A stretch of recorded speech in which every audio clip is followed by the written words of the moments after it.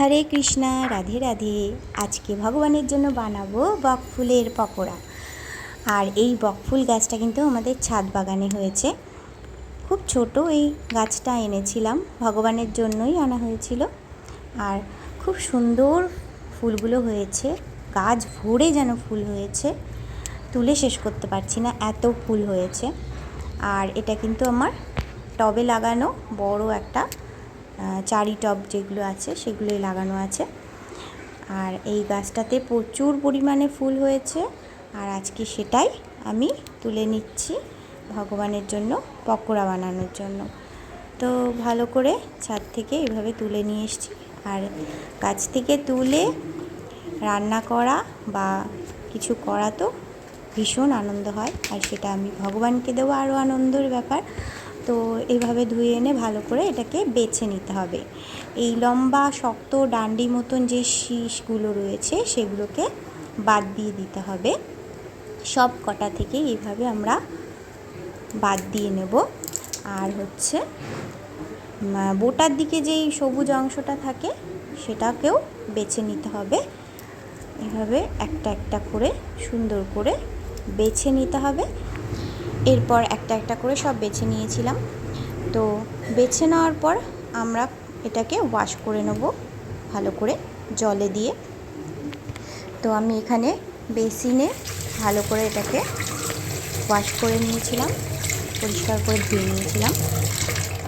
ধুয়ে নেওয়ার পর তারপরে আমরা এখানে একটা বাটিতে নিয়ে নিয়েছি চালের গুঁড়ো, বেসন, আর এখানে আছে কর্নফ্লাওয়ার, আর আছে হলুদ, লবণ, গোলমরিচের গুঁড়ো আর জোয়ান। তো আর কাঁচা লঙ্কা কুচি আছে। তো জোয়ানটা দিলে খুব ভালো লাগে। তো এই উপকরণগুলো দিয়ে ভালো করে একটু জল দিয়ে ফার্স্টে আমি একটু মিক্স করে নিয়েছিলাম সব কটা উপকরণ। তারপরে জল দিয়ে দিতে হবে, পরিমাণ মতো জল দিয়ে এটাকে একটা ঘন ব্যাটার তৈরি করতে হবে। খুব বেশি ঘনও না, আবার খুব পাতলা হলেও হবে না। তো এইভাবে তৈরি করে নিতে হবে ব্যাটারটা। এই যে আমার ব্যাটার তৈরি হয়ে গেছে। এরপরে সানফ্লাওয়ার অয়েল ফ্রাই প্যানের মধ্যে দিয়ে দিচ্ছি।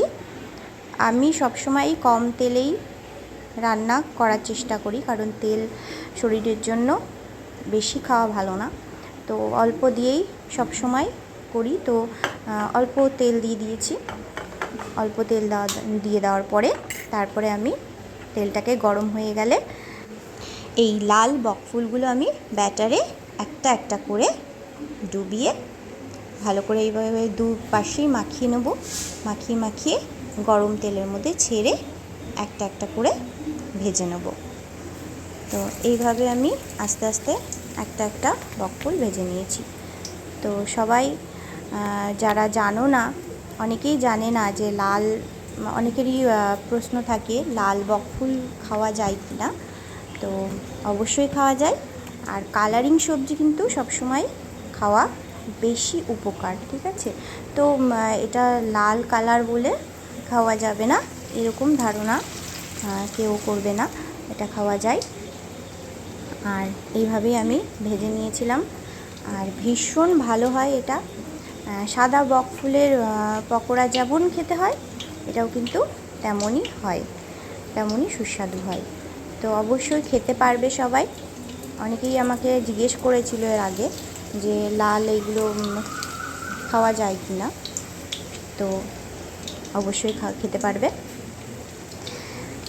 এখানে আমার ভাজা হয়ে গেছে প্রায় এক পাশটা। আস্তে আস্তে উল্টে দেবো, উল্টে পাল্টে এটাকে একটু লাল লাল করে ভেজে নিতে হবে, তাহলে হয়ে যাবে লাল রঙের বকফুলের পকোড়া রেডি। তো এইভাবে আস্তে আস্তে আমি ভেজে নিয়ে তুলে নেবো এগুলোকে। এরপরে এই যে ভগবানকে আমি ভোগ নিবেদন করে দিয়েছি। আর সবাই ট্রাই করো লাল বকফুলের বড়া যারা এখনও করনি। আর সবাই বলো হরে কৃষ্ণা, রাধে রাধে।